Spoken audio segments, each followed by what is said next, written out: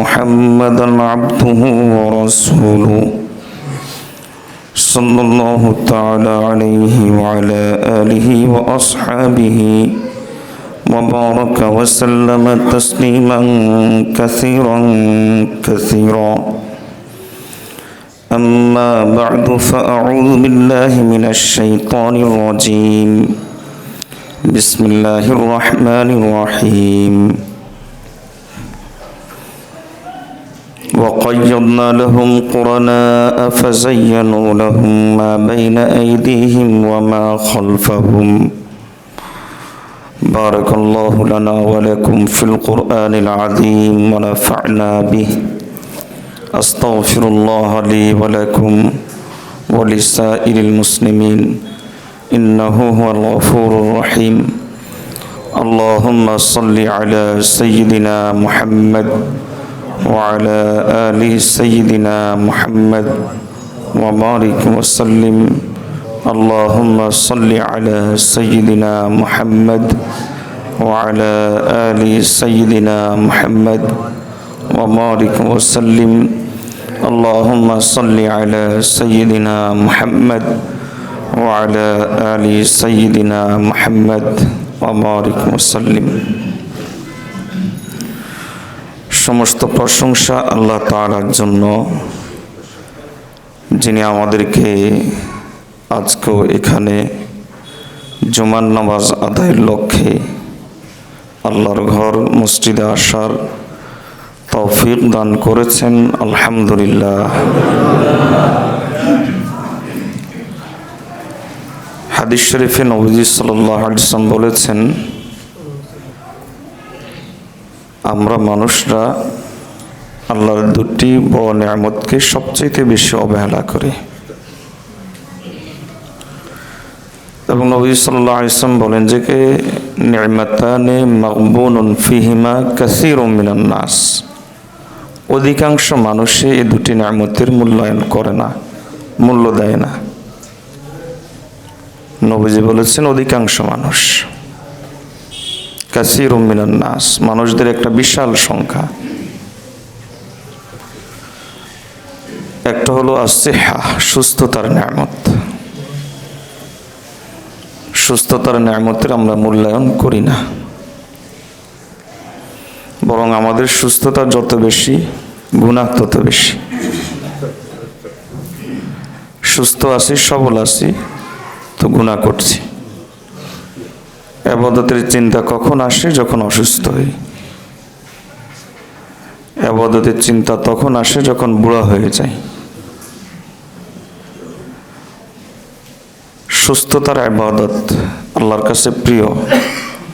আর যৌবনকালে অধিকাংশ মানুষ সুস্থ থাকে, সবল থাকে, যার কারণে যৌবনের ইবাদত আল্লাহর কাছে প্রিয়। নবী সাল্লাল্লাহু আলাইহি ওয়াসাল্লাম হাদিসের মধ্যে বলেছেন, কাল কিয়ামতের দিন 7 শ্রেণীর লোককে আল্লাহ আরশের নিচে ছায়া দিয়ে দিবেন।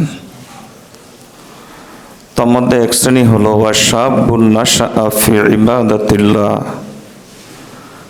ওই যুবক যে যার যৌবনকাল, সুস্থতার সময়গুলো মূল্যায়ন করেছে এবং তা অতিবাহিত করেছে আল্লাহর ইবাদতের ভিতর দিয়ে। আল্লাহ তাদেরকে আরশের নিচে ছায়া দেবেন। এবং আরশের নিচে যারা ছায়া পাবে কিয়ামতের দিন, তাদের অধিকাংশ যুবক হবে। কিন্তু কোন যুবক? নবী সাল্লাল্লাহু আলাইহি ওয়াসাল্লাম হাদিসের মধ্যে বলেন, ওয়ারাজুলুন দাআতহু ইমরাআতুন যাতু হাসাবিন ওয়া জামালিন ফাকালা ইন্নী আখাফুল্লাহ। হাদিসের এই অংশ থেকে বোঝা যায় যে যুবক তার যৌবনকে পবিত্র রেখেছে। আল্লাহু আকবার। যৌবনকে পবিত্র যদি রাখা যায়, নবী সাল্লাল্লাহু আলাইহি ওয়াসাল্লাম তো অপর হাদিসের মধ্যে বলেন যে আজমান লাহুল জান্নাহ। আমি নবী বলেন, আমি নবী নিজে জিম্মাদারি নিচ্ছি, তাকে জান্নাতে ঢুকিয়ে দেব।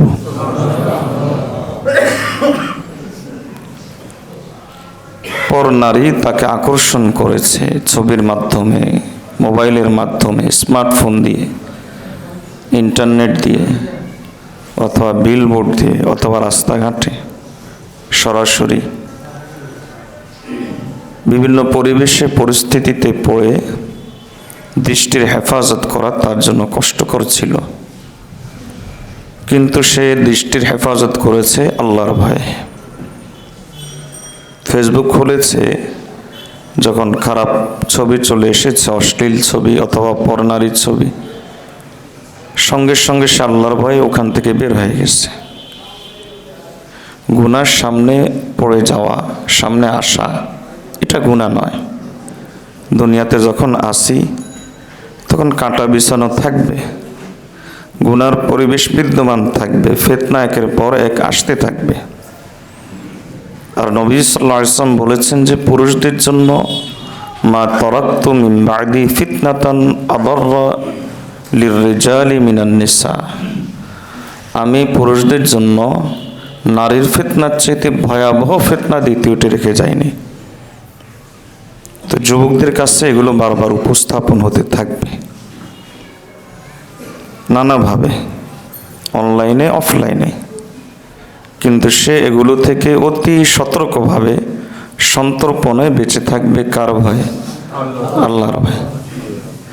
আল্লাহ তাআলা কিয়ামতের দিন তাকে আরশের নিচে ছায়া দিয়ে দিবেন।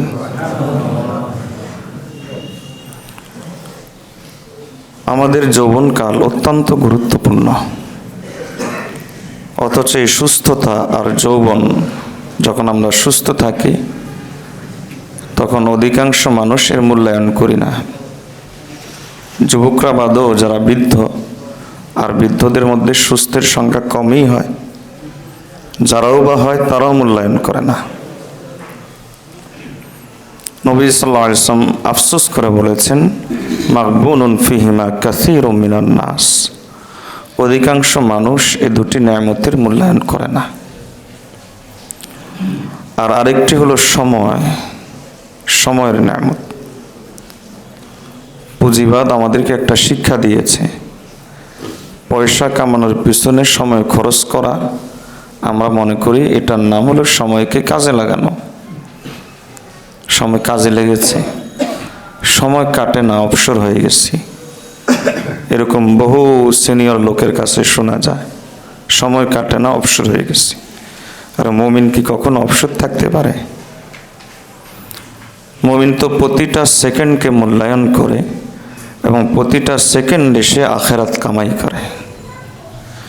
নবীজি সাল্লাল্লাহু আলাইহি ওয়াসাল্লাম বলেন যে যে পুঁজিবাদের ডাকে তার আহ্বানে সাড়া দিয়ে বস্তুবাদীও জীবনের পিছনে পড়ে যায়নি, জাগতিক সুখের পিছনে সে পড়ে যায়নি, বরং সে সব সময় চিন্তা করেছে যে আমি আল্লাহর কাছে কি নিয়ে দাঁড়াবো। নবী সাল্লাল্লাহু আলাইহি ওয়াসাল্লাম বলেন যে সে হলো প্রকৃত চালাক, এ হলো সময়কে কাজে লাগিয়েছে। সময়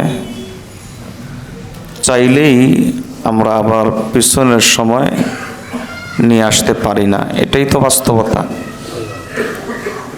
আল্লাহর এক আরিফ একটা ঘটনা থেকে চমৎকার একটা শিক্ষা বের করেন। বাজারে গেলেন, দেখলেন যে একজন বরফ বিক্রেতা বরফ নিয়ে দাঁড়িয়ে আছে।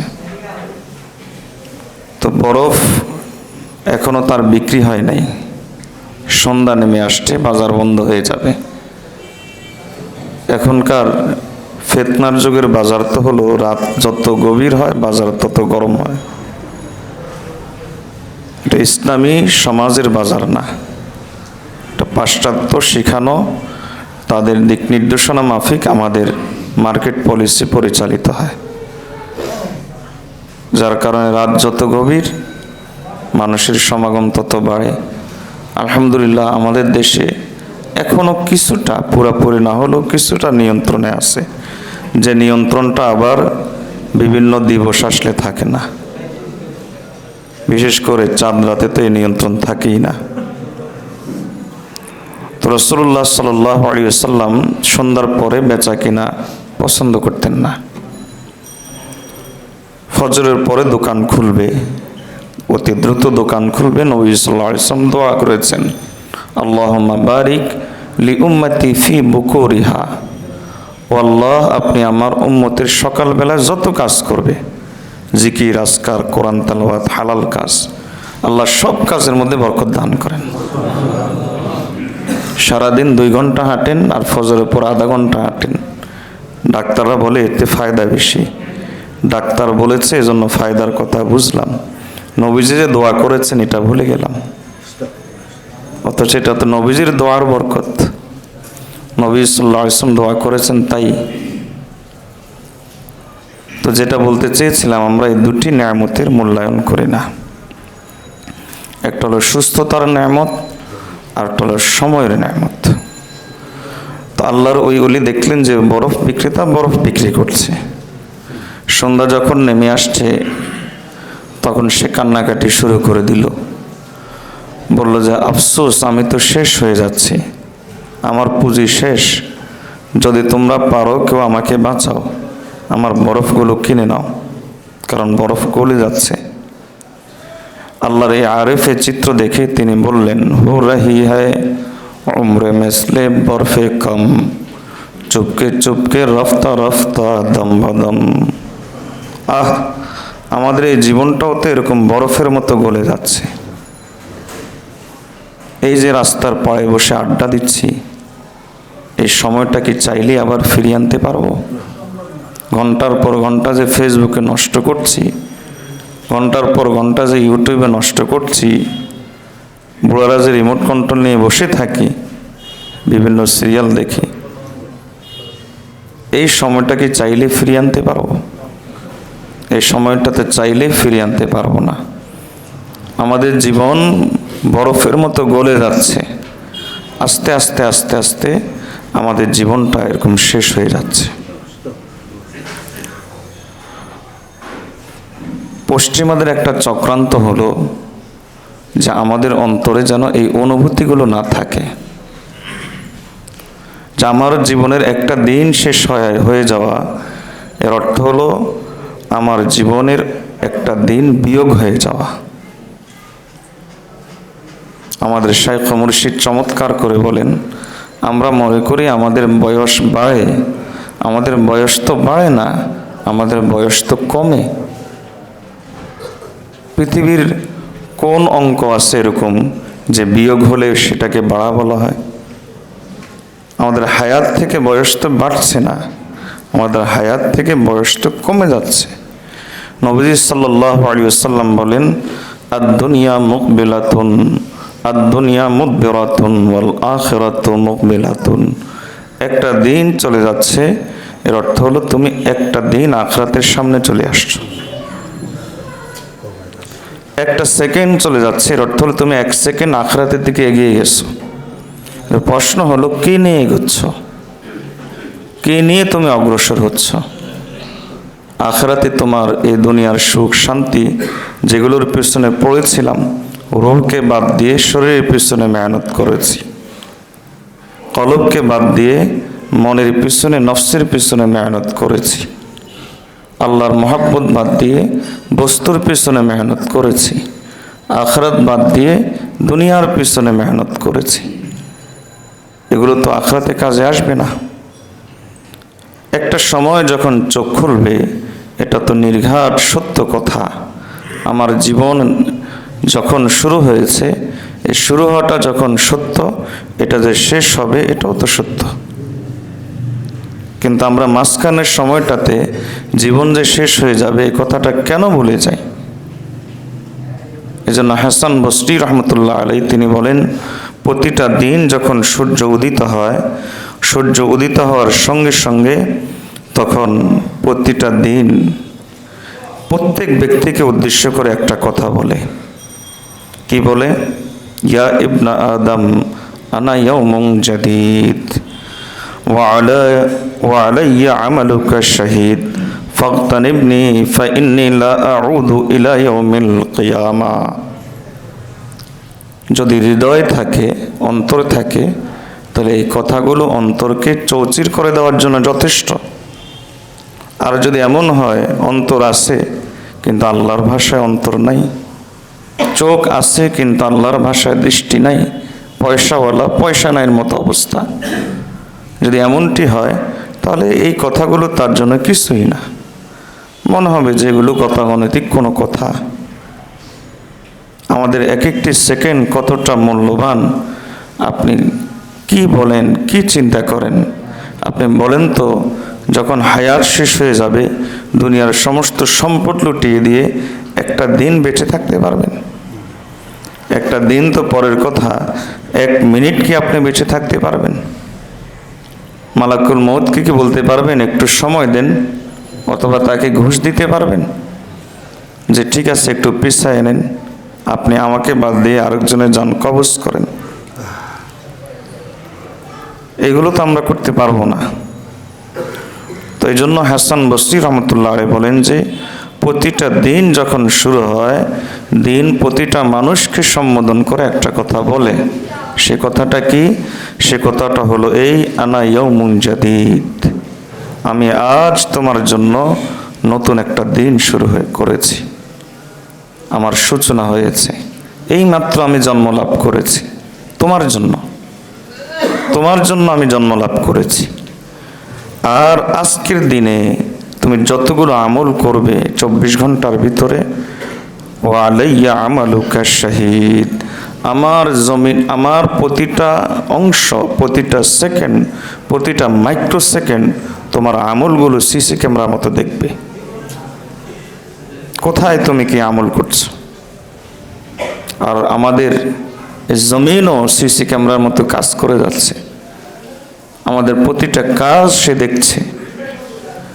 আল্লাহ তাআলা কোরআন মাজিদের মধ্যে বলেন, ইয়াউমা ইযিন তুহাদ্দিসু আখবারাহা, ইয়াউমা ইযিন তুহাদ্দিসু আখবারাহা, যেই দিন তোমার সব সংবাদ গোপনে প্রকাশ্যে, সকলের সামনে, সকলের পিছনে, পরিবারে, পরিবারের বাইরে, বেডরুমে কিংবা তোমার ড্রয়িং রুমে কিংবা তোমার টয়লেটে কিংবা মসজিদে কিংবা মসজিদের বাইরে, বর্তমান জিন্দেগিতে, অতীতের জিন্দেগিতে, তওবার আগের জিন্দেগিতে, তওবার পরের জিন্দেগিতে যতগুলো তুমি কাজ করবা, সব মেসেজ, সব সংবাদ তোমার সামনে ফাইল আকারে সেই দিন পেশ করা হবে।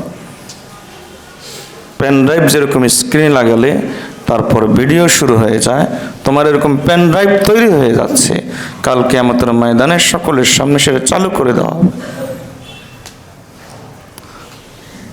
তো দিন এরকম বলে যে আমি আমার ভিতরে যতগুলো কাজ করবা, প্রতিটা সেকেন্ড আমি তোমার জন্য ক্যামেরা হিসেবে কাজ করছি, আমি রেকর্ড করে নিচ্ছি। এক বিন্দু বিসর্গ পরিমাণ আমার থেকে কেউ মুছতে পারবে না। দুনিয়ার কোনো টেকনিশিয়ান, কোনো ইঞ্জিনিয়ার সেটা মুছতে পারবে না। এরপরে দিন বলে, সুতরাং ফাগতানিমনি, আমাকে খুব হিসাব করে খরচ করবা, যেন তেন ভাবে তুমি আমাকে খরচ করে ফেলবা, এ কথা মনে করিও না। কেন? ফাইন্নী লা আউযু ইলা ইয়াউমিল কিয়ামা, কারণ আমি চলে যাওয়ার পর তুমি আমাকে কিয়ামত পর্যন্ত আর ফিরে পাবে না, কিয়ামতেও ফিরে পাবে না, আখিরাতেও ফিরে পাবে না। যেটা চলে গেছে তো গেছেই গেছে, আর সেটা তুমি ফিরে পাবে না। অথচ আমাদের এই সময়গুলো যেন আমরা নষ্ট করে ফেলি, আমাদের অনুভূতিতে যেন না আসে, এজন্য ইবলিসীয় নানা চক্রান্ত আমাদের সামনে পেশ করা হয়। আল্লাহ কোরআন মাজিদের মধ্যে তথ্য দিচ্ছেন। আল্লাহ বলেন যে ওয়াকাইয়াদনা লাহুম কুরানা ফাযায়্যানু লাহুম মা বাইনা আইদিহিম ওয়া মা খালফাহুম। ইবলিসের একটা বিশাল বাহিনী কাজ করে। এই বাহিনীর কাজ হলো যত খারাপ জিনিস আছে সেগুলোকে ভালোভাবে উপস্থাপন করা, মানুষের চোখের সামনে পর্দা ফেলে দেওয়া, পট্টি বেঁধে দেওয়া, যেন সে বাস্তবতা দেখতে না পারে। গতকালকেই এক জায়গার কারগুজারি শোনাচ্ছিলাম যে দক্ষিণ খান একটা ইসলাহি প্রোগ্রামে আমি গিয়েছিলাম, ঢাকা দক্ষিণ খান একটা ইসলাহি প্রোগ্রামে গিয়েছিলাম। তো বয়ানের শেষে এক ভাই আমাকে বলছিলেন, ওই ভাইয়ের চেহারা স্রোত হলো এরকম, সংক্ষেপে বলি, টি শার্ট পরা, বয়স 40 ঊর্ধ্ব হবে এবং গলার মধ্যে স্বর্ণের চেন, বোঝাই যাচ্ছে ধনীর সন্তান বা ধনী। আর মুখে তো দাঁড়িয়ে নাই, কথা বলার সময় আমার নাকে সিগারেটের গন্ধ আসছে, বাকিটা আপনারাই বুঝে নেন। তো আমাকে শোনাচ্ছে যে হুজুর, আপনি তো ইস্তেগফার এবং তওবার বয়ান করেছেন, আমার জীবনে ইচ্ছা করে কখনো গুনাহ করেছি কিনা মনে নাই। আমি চিন্তা করলাম, আল্লাহর বান্দা বলে কি বলে, শয়তান কি পরিমাণ তার চোখের সামনে পর্দা ফেলে দিলে ইচ্ছা করে গুনাহ করেছে, এটা ওই অনুভূতিটাই তার নাই, অনুভূতিটাই তার নষ্ট হয়ে গেছে। আফসোস করা তো দূরের কথা, লজ্জা করা তো দূরের কথা, অনুভূতিটাই তার মধ্যে নাই। তো এটা তো একজনের গল্প শোনালাম, আমাদেরও অবস্থা কি এর চাইতে বাইরে? আমাদের অবস্থাও কি এর চাইতে বাইরে? এই অনুভূতিগুলি যেন নষ্ট করে দেয় শয়তানের একটা বিশাল বাহিনী কাজ করে। আল্লাহ বলেন যে তাদের কাজ কি? তাদের কাজ হলো ফাযায়্যানু লাহুম মা বাইনা আইদিহিম ওয়া মা খালফাহুম। শয়তানের বিশাল বাহিনী কাজ করে যে যত খারাপ বস্তু আছে সেগুলোকে ভালোভাবে উপস্থাপন করো। এই যে বছর শেষ হয়ে যাচ্ছে আজকে, এরপর আগামীকাল নতুন বছর শুরু হবে। এখন তো দরকার ছিল সিজদায় পড়ে আফসোসে কান্নাকাটি করতে করতে যদি কেউ হার্ট ফেল করতো, তাহলে এটা ছিল স্বাভাবিক। একটা বছর আমার কিভাবে অতিবাহিত হলো, আমার আমলের কেমন অবস্থা অতিবাহিত হয়েছে, আমি কতটুকু আল্লাহকে সন্তুষ্ট করতে পেরেছি, আর কতটা আমার জীবন শয়তানকে সন্তুষ্টি করার পিছনে কেটেছে, এই একটা আফসোস করতে করতে যদি কেউ হার্ট ফেল করতো, তাহলে এটা ছিল স্বাভাবিক। কিন্তু না, এই অনুভূতি যেন আমাদের মধ্যে না আসে। এবার শয়তান আমাদের সামনে 31st নাইট ডে নামক একটা দিন খুব সুন্দরভাবে উপস্থাপন করলো। ইহুদি খ্রিস্টানদের তো শয়তানের সবচাইতে বড় ফলোয়ার, এটা আমি বলি নাই, কে বলেছেন? আল্লাহ। আল্লাহ বলেন যে মুমিনদের মধ্যে ঠিক ইহুদি খ্রিস্টানদের মতো একদল ফলোয়ার শয়তানের পাওয়া যাবে। আল্লাহ তথ্য দিচ্ছেন তারা কারা। আল্লাহ বলেন বাশশিরিল মুনাফিকিনা বিআন্না লাহুম আযাবান আলীমা আল্লাযীনা ইয়াত্তাখিযুনাল কাফিরিনা আউলিয়াআ মিন দুনিল মুমিনিন আয়াবতাগুনা ইনদাহুমুল ইজ্জাতা ফাইন্নাল ইজ্জাতা লিল্লাহি জামিআ। আল্লাহ বলেন যে ওই সমস্ত মুমিন যারা নিজেদেরকে মুমিন দাবি করবে কিন্তু তাদের লাইফ স্টাইল হবে কাফেরদের মতো, তাদের সংস্কৃতি হবে কাফেরদের সংস্কৃতি। নবী সাল্লাল্লাহু আলাইহি ওয়াসাল্লাম বলেন যে আমার এই উম্মত ধ্বংস হবে যখন উম্মত ইহুদি খ্রিস্টানদের অনুসরণ শুরু করবে। অনুসরণ করতে করতে নবীজি বলেন, দেখেন এর চাইতে আর চমৎকার দৃষ্টান্ত কি হতে পারে। নবী সাল্লাল্লাহু আলাইহি ওয়াসাল্লাম বলেন যে এমনকি ইহুদি খ্রিস্টানরা যদি তারা অধপতন হতে হতে হতে চারিত্রিক অবক্ষয় তাদের হতে হতে হতে তারা যদি গর্তের ভিতরে, গুই সাপের গর্তের ভিতরে এই নোংরা জায়গাতে গিয়ে লুকায়, আমার উম্মত ওই জায়গায় লুকানোকে নিজের জন্য প্রাউড ফিল করবে যে আমি একটা কিছু করতে পেরেছি, আমি একটা কিছু গর্ব করবে যে আমি একটা কিছু করতে পেরেছি। ইহুদি খ্রিস্টানদের অনুসরণ করে গর্ববোধ করবে। ইমানি চেতনা আমাদের থেকে দিন দিন ভোঁতা করে দেওয়া হচ্ছে। ভোঁতা করে দেওয়া হচ্ছে, এই শব্দটা আমি বলবো যে এটা দুঃখজনক একটা শব্দ। আমি বলবো আমরা ভোঁতা করে দিচ্ছি। আর মালিক যদি সুযোগ না দেয়, চোর কিভাবে চুরি করে? মালিক যদি সুযোগ না দেয়, চোর তো চুরি করতে পারে না।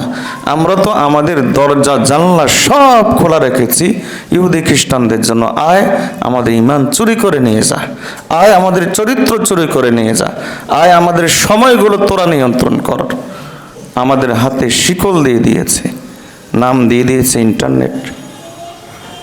অথচ এটা যে ইন্টারনেট আমরা ভুলে গেছি। জালে ঢুকানো হচ্ছে আমাদেরকে। মিডিয়া এগুলোকে প্রমোট করে, কর্পোরেট ব্যবসায়ীরা এগুলোকে প্রমোট করে। ধান্দা, দুনিয়া কামানো। এই একটা দিবসকে উপলক্ষে চিন্তা করেন, ঢাকা শহর রাত্রে বের হলে তখন বুঝবেন আজকে রাত্রে কি পরিমাণ টাকা এই দিবসটা উদযাপনের পিছনে খরচ হচ্ছে। আমার ধারণা, আল্লাহ ভুল করুন, আমার ধারণা মতে এখন আমার কথা শুনছেন এমন বহু যুবক এখন প্রস্তুতি নিয়ে রেখেছে যে রাতটা নামলেই, সন্ধ্যাটা নামলেই আতশবাজি শুরু করব, অশ্লীলতার দুনিয়ায় ভেসে যাব, ডিজে পার্টি করব, ইত্যাদি ইত্যাদি করে খাও দাও ফুর্তি করো, একটা পার্টি দিয়ে দিব। কত হোটেল সাজানো হচ্ছে, 3 স্টার হোটেল, 5 স্টার হোটেল, কত ইভেন্ট করা হচ্ছে এই আজকের দিনটাকে কেন্দ্র করে। আল্লাহর বান্দা, এটা কেন? কারণ শয়তান আমাদের চোখের সামনে পট্টি ফেলে দিয়েছে।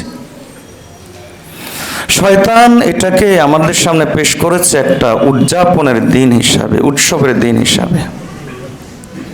শয়তান এটাকে আমাদের সামনে পেশ করেছে এটা সংস্কৃতির অংশ হিসাবে, যার কারণে এখন কি বুড়া কি পোলা এখন এই জাতীয় দিবসগুলো আসলে পালন করতে পারাটাকে মনে করে যে আমরা জেন্টেল হয়েছি, এরকম মনে করে, আমরা ভদ্র হয়েছি এরকম মনে করে। না, আল্লাহর বান্দা, কিয়ামতের দিন যখন আমাদের সামনে আসবে তখন বোঝা যাবে যে আজকে যে কথাগুলো আপনাদের কানে দিয়েছি ওই কথাগুলো কতটা গুরুত্বপূর্ণ ছিল, কতটা দামি ছিল। কিয়ামতের দিন মানুষ আল্লাহর কাছে অনেকগুলো আফসোস করবে।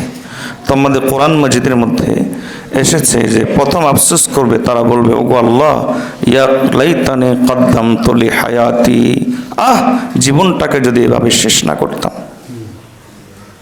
ওই সেকেন্ডের জন্য আফসোস করবেন যে সেকেন্ডে আপনার কলবে আল্লাহর স্মরণ ছিল না। কসম আল্লাহর, আপনার কাঁধের ফেরেশতাকে সাক্ষী রেখে আজকে বলে যাচ্ছি, ওই সেকেন্ডের জন্য আপনি আফসোস করবেন যে ওই সেকেন্ডে আপনার অন্তরে ইয়াদে ইলাহি ছিল না, আল্লাহর স্মরণ ছিল না। এই জন্য নবী সাল্লাল্লাহু আলাইহি ওয়াসাল্লাম আল্লাহর কাছে দোয়া করতেন, ওগো আল্লাহ লা তাকিলনি ইলা নাফসি তারফাতা আইন, চোখের একটা পলকের জন্য আমাকে আমার নফসের কাছে, শয়তানের কাছে আমাকে ছেড়ে দিয়েন না। ওই সেকেন্ড থেকে নবী সাল্লাল্লাহু আলাইহি ওয়াসাল্লাম পানা চাইতেন যে সেকেন্ডে আল্লাহর স্মরণ নাই। ওই দিল থেকে আল্লাহর কাছে পানা চাইতেন যে দিলে আল্লাহর ইয়াদ নাই, আল্লাহর মহব্বত নাই। ওই দিল থেকে আল্লাহর কাছে পানা চাইতেন। নবীজি দোয়া করতেন, আল্লাহুম্মা সাব্বিত কলবি আলা দীনিক, ও আল্লাহ আপনি আমার এই কলবটাকে আপনার দ্বীনের উপর মজবুত করে দেন। সাহাবী জিজ্ঞেস করেন, ইয়া রাসূলুল্লাহ, আমরা আপনার উপর ঈমান আনি এরপর আপনার এই দোয়া করা লাগে? নবী সাল্লাল্লাহু আলাইহি ওয়াসাল্লাম বলেন, করবটা কি? আল কলবু বাইনা ইসবাই ইয়াদাইর রহমান, অন্তরটা আল্লাহর 2 আঙ্গুলের মাঝখানে। আমার কোনো বদ আমলের কারণে আল্লাহ আঙ্গুলটাকে এভাবে নাড়া দিবেন আর আমি শয়তানের গোলাম হয়ে যাব। আমরা প্রতিনিয়ত আল্লাহর সঙ্গে যে আচরণ করে যাচ্ছি, আমাদের হেদায়েত কোথায় আছে আল্লাহ ভালো জানেন, আমাদের নাজাত কোথায় আছে আল্লাহ ভালো জানেন। কিয়ামতের দিন আফসোস করবে, ইয়া লাইতানি কদ্দামতু লি হায়াতি, আমি আমার জীবনটাকে যদি এভাবে শেষ না করতাম। আফসোস করবে, ইয়া লাইতানি কুনতু তুরাবা, এই যে বকটি, সিগাল, শুকর, কুকুর হিসাব নাই, আল্লাহ কিয়ামতের দিন তাদেরকে মাটির সঙ্গে মিশিয়ে দিবেন। আমিও যদি এই শুকর, কুকুর, বকটি, ছাগল এগুলোর মতো যদি হতাম, আমারও হিসাব থাকতো না, মাটির সাথে মিশে যেতাম। পারবেন সেদিন মাটির সাথে মিশতে? আফসোস করে কোনো ফায়দা হবে? আল্লাহ আমাদেরকে হেফাজত করুন। আমল নামা যদি বাম হাতে চলে যায় তখন আফসোস করবে, এই আমল নামাই যদি না থাকতো, আমল নামা নামক কোনো বস্তুই যদি না থাকতো। আল্লাহ কোরআন মজিদের মধ্যে বলেন, ওয়াম্মা মান উতিয়া কিতাবাহু বিশিমালিহি ফায়াকুলু ইয়া লাইতানি লাম উতি কিতাবিয়া, তারা বলবে, আহারে আমাকে যদি আমল নামাই না দেওয়া হতো। আজকে আমরা ইহুদি খ্রিস্টানদের অনুসরণ করছি, কিয়ামতের দিন আমরা আফসোস করবে যে আজ আমরা যদি তাদেরকে বন্ধু না বানাতাম।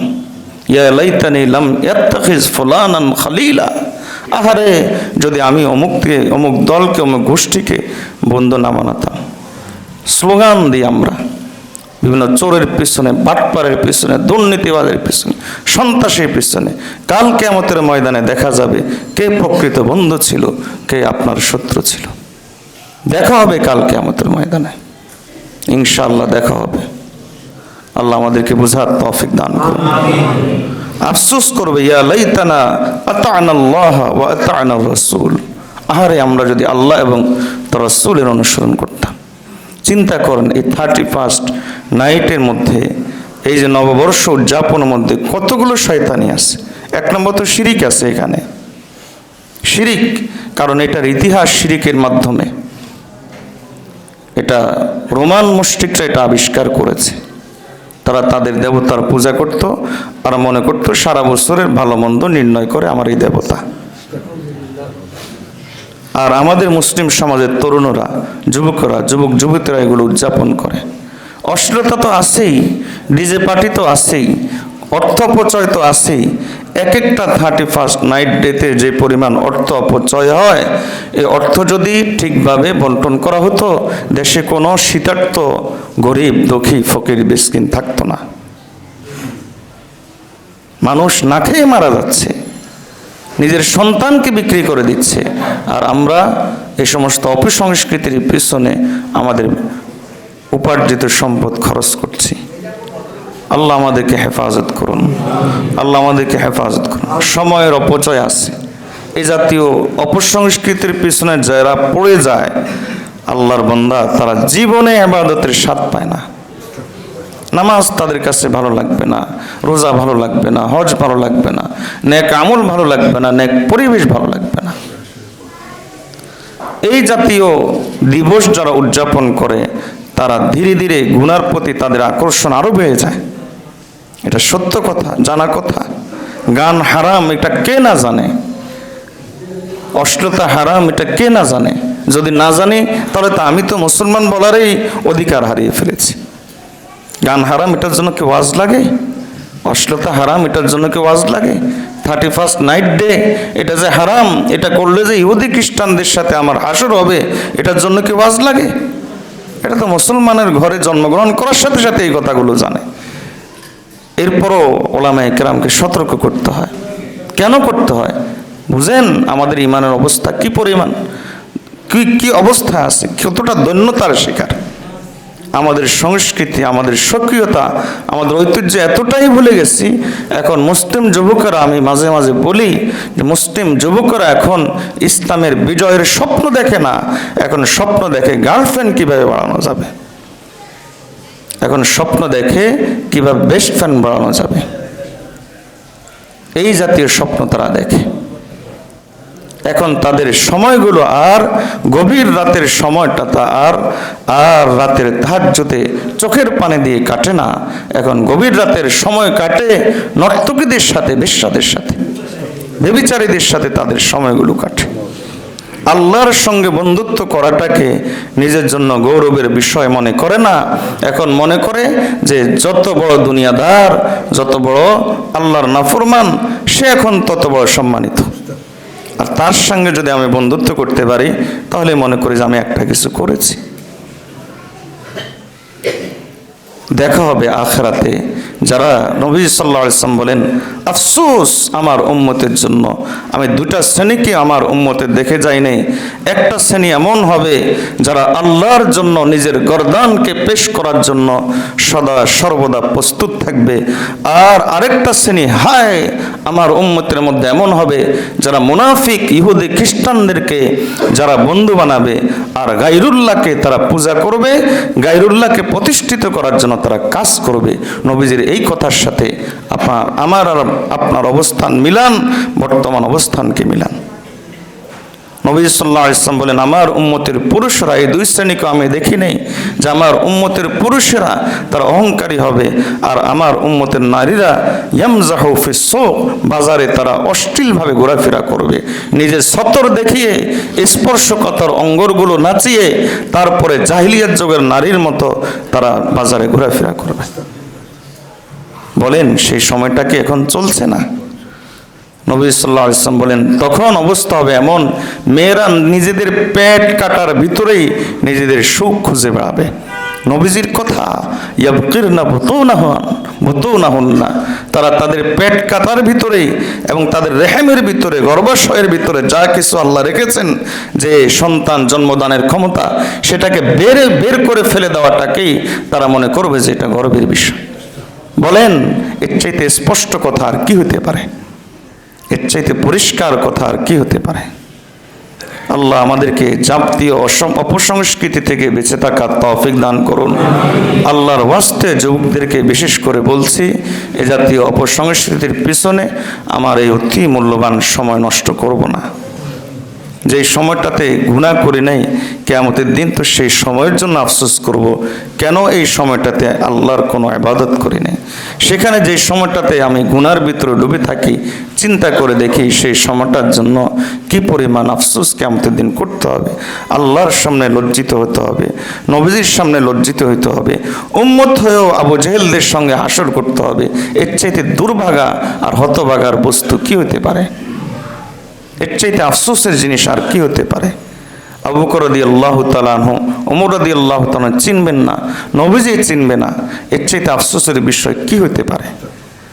এজন্য প্রস্তুত হয়ে যুবকেরা প্রস্তুত হই, জীবনটাকে এমনভাবে গঠন করে যেন কিয়ামতের দিন নবীজি উম্মত হিসাবে আল্লাহর কাছে গৌরব করতে পারে, ইয়া আল্লাহ, এ আমার উম্মত। এমন গর্ব যেন আমাকে নিয়ে আর আপনাকে নিয়ে করতে পারে। সুযোগ আছে, সময় আছে, রাস্তা আছে এখনো আমার আর আপনার আল্লাহর ওলি হওয়ার। আল্লাহ কি রাস্তা বন্ধ করে দিয়েছেন? আব্দুল কাদের জিলানী, মুহাম্মদ ইবনে কাসিম কিংবা সালাউদ্দিন আইয়ুবের মতো মুজাহিদ হওয়া, আব্দুল কাদের জিলানীর মতো আল্লাহর ওলি হওয়ার সুযোগ তো আল্লাহ এখন আমাদেরকে সামনে রেখে দিয়েছেন। তা আমরা এই সুযোগগুলোকে কাজে লাগাবো, গুনাহ থেকে দূরে থাকবো, আল্লাহর গোলাম হতে পারবো। আর গুনাহ থেকে যদি দূরে না থাকতে পারি, শয়তানের গোলামে পরিণত হয়ে যাব, এবং যেটা হয়েই আছে। আল্লাহ আমাদেরকে আল্লাহর গোলামের দিকে ফিরে আসার তৌফিক দান করুন। মানুষের বানানো পথ মতের যত অত্যাচার অনাচার আছে, সমস্ত অত্যাচার অনাচার থেকে বের হয়ে আল্লাহর দেওয়া ইসলামের ইনসাফের দিকে আমাদেরকে ফিরে আসার তৌফিক দান করুন। মানুষের বানানো যত প্রকার মত পথের সংকীর্ণতা আছে, সমস্ত মত পথ সংস্কৃতির সংকীর্ণতা থেকে বের হয়ে আল্লাহ আমাদেরকে ইসলামের সুমহান সুশীতল ছায়াতলে অবস্থান গ্রহণ করার তৌফিক দান করুন। আর এর মাধ্যমে আল্লাহ আমাদেরকে কিয়ামতের দিন আরশের নিচে ছায়া গ্রহণ করার তৌফিক দান করুন। ওয়া আখিরু দাওয়ানা আনিল হামদুলিল্লাহি রাব্বিল আলামিন। যারা সনদ পড়েন নাই, সনদ পড়ে নেই।